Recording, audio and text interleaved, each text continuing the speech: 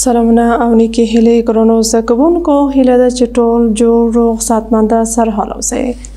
ګلالیو ماشومانو، بیا هم زه ستاسو ښوونکې مرضیه غفوري یم د دویم ټولګي د پښتو مضمون سره.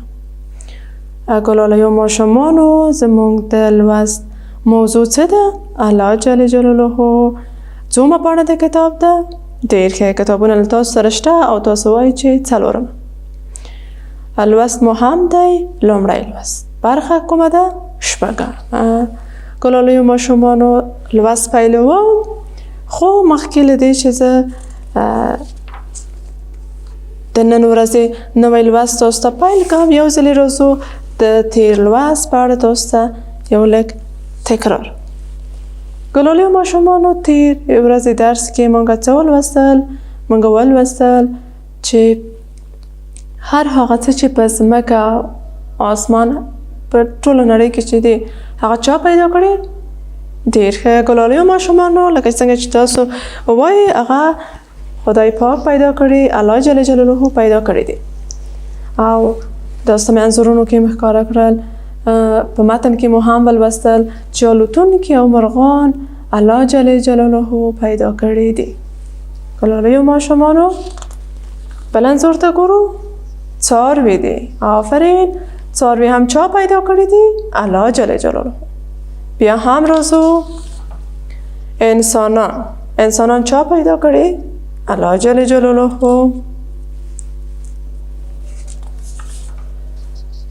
انځور کې څه وینئ؟ آفرین، غرونه دي. غرونه هم الله جل جلاله پیدا کړي دي. آسمانونه انځور تاسو ګورئ، ښایسته انځورونه دي. آسمانونه هم الله جل جلاله پیدا کړي دي. ګلالیو ماشومانو، راځو د نن ورځې لوست ته د بسم الله الرحمن الرحیم په ویلو سره خپل لوست پیلوو. لومړی لوست دی الله جل جلاله.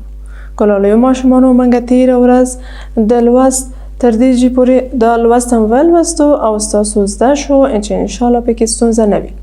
ستاسو کورنی کار هم و چې دغه برخه تاسو د کتاب واخلئ، په کتابچې کې ولیکئ، خو دغه ځمکه، آسمانونه، کاڼي، غرونه، انسانان، څاروي، الوتونکي مرغان، همداسې نباتات، دغه کلمې ما تاسو ته ویلې چې په کتابچې کې مه لیکئ، یعنی خانه خالی ولیکئ. په خانه خالی کې تاسو څه لیکئ؟ ټول هغه شیان چې تاسو خپل چاپیریال کې وینئ. هر شی چې ستاسو شاوخوا ته دی، کولی شئ دغه نومونه دلته په خانه خالی کې ولیکئ، بیا ولیکئ او داسې نور ټول شیان پیدا کړي دي چې انشاءالله ګلالیو ماشومانو، زه مطمئنه یم چې ستاسو کتابچې له تاسو سره شته او دغه کار مو کړی دی، کورنی کار مو. او راځئ د خپله د نن ورځې لوست ته غوږ نیسئ. تاسو ګورئ، زموږ د نن ورځې لوست هم د الله جل جلاله د لوست پاتې برخه ده چې دا هم تاسو ته زه لولم. آماده یاستئ؟ آفرین، کتابونه را وباسئ او ګوته مو هم یا که پنسل وی، مارکر، قلم، هر څه چې وي، ځینې ګلالیو ماشومان یو ښایسته ورق هم جوړوي، هغه په خپلو کتابو کې ږدي چې ډېر په سلیقې معلومیږي. هغه واخلئ او د خپله هره کلمه چې زه تاسو ته وایم، تاسو یې ورو ورو ما پسې تکرار کړئ. سمه ده؟ لولم یې: لوی خدای جل جلاله ډېر مهربان او پر موږ ډېر ګران دی. بیا یې لولم: لوی خدای جل جلاله ډېر مهربان او پر موږ ډېر ګران دی. موږ د لوی خدای جل جلاله په دغو لویو نعمتونو باندې شکر وباسو او تل یې عبادت کوو. ګلالیو ماشومانو، تاسو پوه شوئ چې خدای پاک په موږ باندې مهربانه دی. موږ ته هم خدای پاک ګران دی.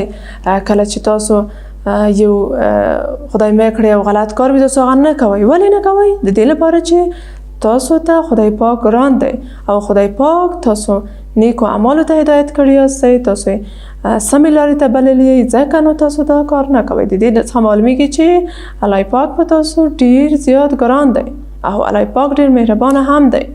دغه ټول امکانات، ټول سهولتونه چې دی خدای پاک زموږ او ستاسو لپاره جوړ کړی دي، تر څو چې موږ انسانان په ډېر اساني خپل ژوند پر مخ بوځو او د ژوند څخه مو خوند واخلو او په هغه کې ډېر ښه کارونه وکړو، تر څو چې زموږ دنیا هم پرې ښه او آباده وي او آخرت مو هم.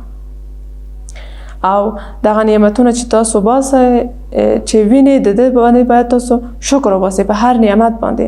هر هغه څه چې تاسو مثال ښوونځي ته ځئ، دغه امکانات تاسو سره شته، باید په دې تاسو شکر وباسئ. کله چې تاسو خواړه لرئ، د خوراک لپاره حلال خواړه لرئ، تاسو باید شکر وباسئ.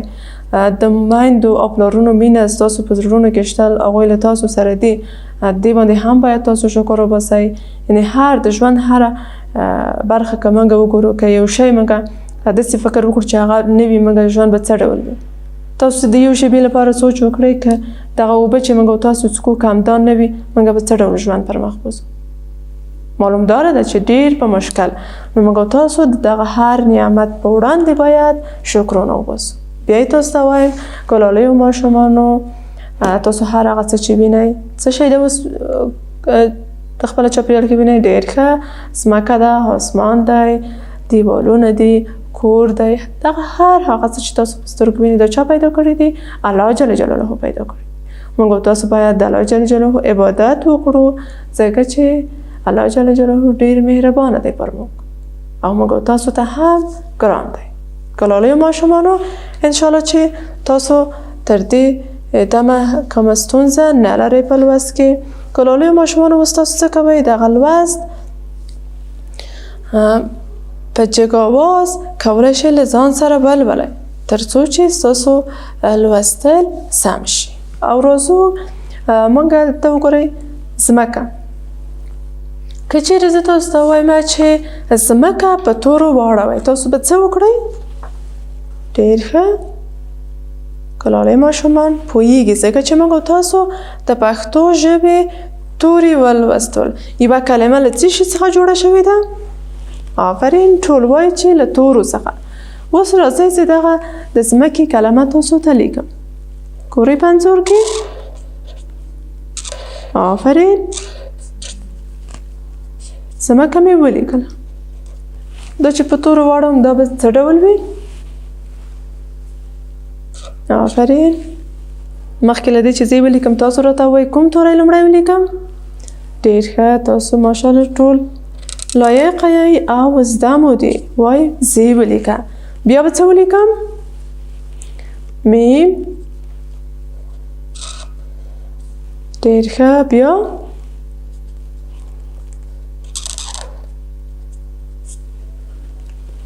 څه ولیکم؟ هی. آفرین. دغسې تاسو دغه کلمې چې په کتاب کې تاسو وینئ، هغه کولی شئ په تورو واړوئ. بل کومه کلمه ولیکم؟ آسمانونه. آسمانونه هم زه تاسو ته لیکم.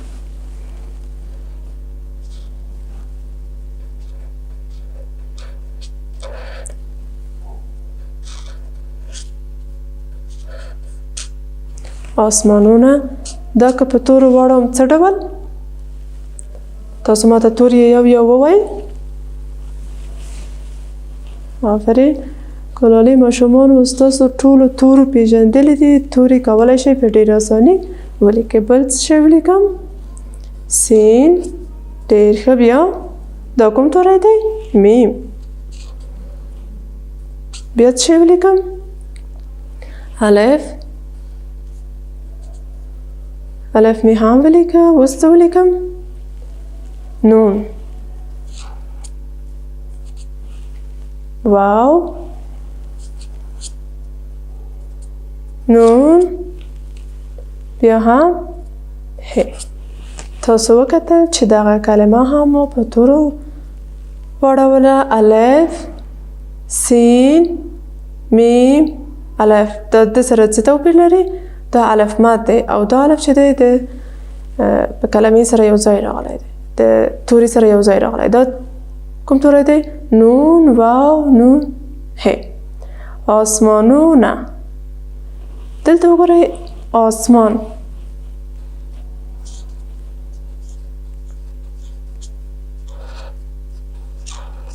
آسمان. کله چې موږ د جمع شکل ولیکو دا څه کوو؟ د واو نون هی سره جمع کوو آسمانونه ترې کېږي. بیا هم ګورئ موږ یو بله کلمه به تاسو ته ولیکمه چې دغه بلې کلمې جمع شکل هم تاسو ته در وښیم. هغه کومه کلمه تاسو ته ولیکم؟ ماشومان وایي چې موږ ته خیر ولیکه کتاب جمع شکل. کتاب د جمع شکل څه ډول ولیکم؟ واو نون هیر سره یو ځای کوم دا څه کېږي؟ کتابو نه. آفرین، انشاءالله چې دا هم تاسو زده کړ. اوس راځو د همدې لوست ته چې موږ ولوستو چې الله جل جلاله مهربانه ذات دی، پر موږ ګران دی، ټول نړۍ یعنې ځمکه آسمانونه څاروي ټول الله پاک پیدا کړي دي. دا لوست چې موږ ولوستو انشاءالله تاسو پکې ستونزه نه لرئ. راځو د دې لوست فعالیتو ته. تاسو ګورئ کتاب کې دلته یې ویلي دي په انځور کې څه وینئ؟ په انځور کې څه وینئ؟ آفرین، مرغه. مرغه د دلته تاسو ګورئ دغه په توري جدا جدا لیکلي دي، بیا یو ځای کړي، دلته کلمه ترې جوړه شوې ده. اوس تاسو څه کوئ؟ دغه درې انځوره نور چې تاسو وینئ انځور ته وګورئ چې په انځور کې څه وینئ، هغه د دغه توري دوه سره یو ځای کړئ چې د هماغه انځور نوم تاسو ته درکړي. لکه په انځور کې دا څه دی؟ ډېر ښه، غر دی. دا چې موږ غین ری یو ځای کو څه کېږي؟ غر. ګرانو ماشومانو زه په خود کار نه لیکم، دلته په کتاب کې تاسو هم ولیکئ، کولی شئ په کتابچو کې ولیکئ. زه به هم تاسو ته دلته په ورقه کې ولیکم. غین ری یو ځای کوم څه به ترې جوړ شي؟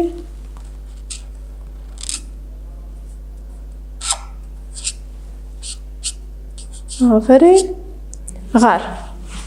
دا دې شان تاسو کولی شئ دغه دوه نورې تاسو کار وکړئ. دلته تاسو څه وینئ، دلته په انځور کې څه وینئ، دا توري سره یو ځای کړئ او کلمه ترې جوړه کړئ. ګلالو ماشومانو دا اوس زموږ د نن ورځې لوست، خو دغه کورنۍ دنده چې هم ده دا تاسو خپله کتابچو کې کار وکړئ، کتابچې پاکې وي، منظمه وي، په ترتیب یې ولیکئ.